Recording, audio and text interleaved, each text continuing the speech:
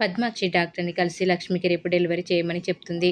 ఇప్పుడు డెలివరీ చేసే లక్ష్మి కడుపులో బిడ్డకి ప్రమాదమని డాక్టర్ చెప్తుంది.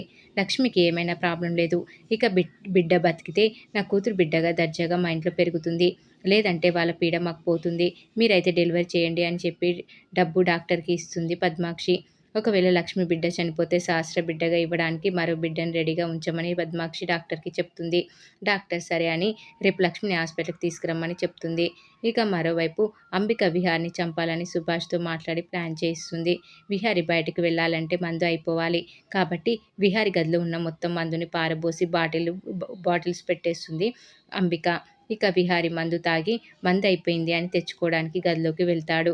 విహారి మొత్తం చూసి మందు అయిపోయింది. ఒక్క బాటిల్లో కూడా మందు లేదేంటి? తాగేసి మర్చిపోయానేమో. మర్చిపోవడానికే కదా తాగేది. నిద్ర తిండి లేకపోయినా పర్లేదు కానీ మందు లేకుండా ఉండలేను. వెంటనే వైన్ షాప్కి వెళ్ళాలి అని బయలుదేరతాడు విహారి. ఇక అంబిక మొత్తం గమనించి విహారి కారు ఎక్కగానే సుభాష్కి కాల్ చేసి విహారి బయలుదేరాడని చెప్తుంది. మిస్ అవ్వకుండా లేపేయండి అని చెప్తుంది. సుభాష్ రౌడీలకు కాల్ చేసి విహార్ని చంపేసి కాల్ చేయమని అంటాడు. ఇక లక్ష్మి హారతి ఆరిపోవడం గుర్తు చేసుకుని రోడ్ల మీద నడుస్తూ ఉంటుంది.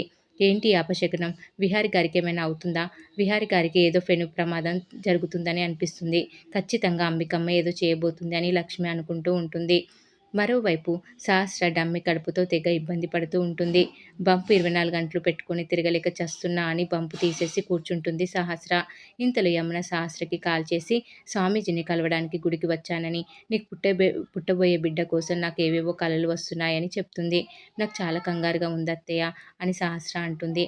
పుట్టబోయే బిడ్డ విషయంలో పెనుగండాలున్నాయంట. నువ్వు చాలా జాగ్రత్తగా ఉండు. ఈరోజు బయటకెక్కడికి వెళ్ళొద్దు. నువ్వు జాగ్రత్తగా ఉండాలి అని చెప్తుంది యమున సహస్రతో. ఇక సహస్ర సరే అని తల బాదుకుంటుంది. ఏమైంది తల బాదుకుంటున్నావు అని పద్మాక్షి అడిగితే, మా అత్తయ్య తనకి ఏదో కల వచ్చిందంట. నా కడుపులో బిడ్డకి గండమంట. ఫోన్ చేసి చంపుతుంది అని అంటుంది సహస్ర. అలాగా అని పద్మాక్షి అని వెంటనే లక్ష్మిని గుర్తు చేసుకుని కంగారు పడుతుంది. బంపు అస్సలు తీయొద్దు అని సహస్రను హెచ్చరిస్తుంది పద్మాక్షి. ఇక పద్మాక్షి బయటకు వెళ్ళి రౌడీలకు కాల్ చేసి లక్ష్మి ఉందా అని అడిగితే లక్ష్మి లేదు అని రౌడీ చెప్తాడు. ఒరే వెధవ, లక్ష్మిని ఫాలో అవ్వమని చెప్పాను కదా అని తిడుతుంది పద్మాక్షి రౌడీని. నేను అక్కడ ఉంచింది ఆ లక్ష్మి ఎక్కడికి వెళ్ళినా దాని కడుపులో బిడ్డని జాగ్రత్తగా చూసుకుంటావని, తేడా వస్తే నిన్ను చంపేస్తా అని అంటుంది పద్మాక్షి. మరోవైపు లక్ష్మి రోడ్ల మీద కాలినడకన తిరుగుతూ ఉంటుంది. విహారి గారిని ఇలా ఎంతసేపు వెతకను, విహారికి కాల్ చేస్తే బెటర్ అని అనుకుంటుంది లక్ష్మి. కొత్త ఫోన్ నంబర్ నుంచి కాల్ చేసి ఆయన గురించి తెలుసుకుంటా అని ఫోన్ చేస్తుంది లక్ష్మి. పోలీస్ స్టేషన్ నుంచి కాల్ చేస్తున్నా, మీకు ప్రమాదం ఉందని చెప్తుంది లక్ష్మి. నన్ను వదిలేసి ఎప్పుడో తను వెళ్ళిపోయింది. ఇప్పుడు నేను జీవోత్సవాన్ని, నన్ను ఇప్పుడు ఎవరు ఏం చేయలేరు అని వైన్ షాప్కి వెళ్తున్నా అని అంటాడు విహారి. మీ వాయిస్ ఎక్కడో విన్నట్లుందని విహారి అంటే, మీతో మాట్లాడడం ఇదే మొదటిసారి అని లక్ష్మి అనేస్తుంది. విహారి గారు వైన్ షాప్కి వెళ్తున్నారు.